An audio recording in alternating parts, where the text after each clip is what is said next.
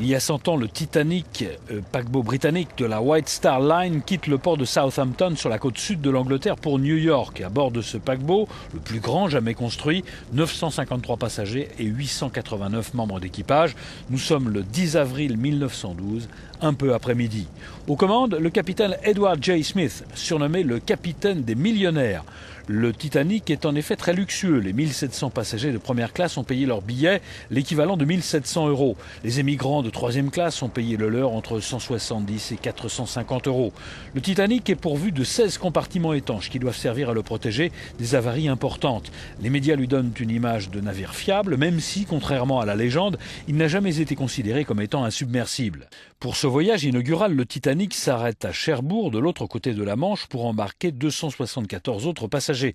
Il va ensuite stopper les machines à Cobb, en Irlande, et prendre 127 autres passagers.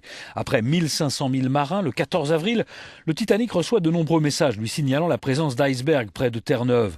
À 23h40 ce jour-là, le veilleur donne l'alerte, mais il est trop tard. Le Titanic heurte un iceberg, le paquebot coule en 2h20 dans une eau à moins 2 degrés.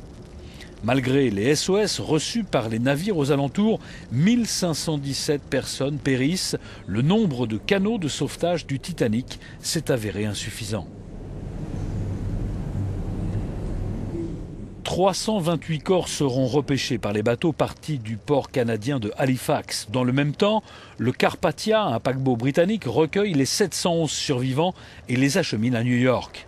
76% des hommes d'équipage ont péri dans le naufrage et sur les 710 passagers de troisième classe, 174 seulement ont survécu. Des heures durant, les familles des passagers feront le siège des bureaux new-yorkais de l'armateur White Star Line pour obtenir des informations.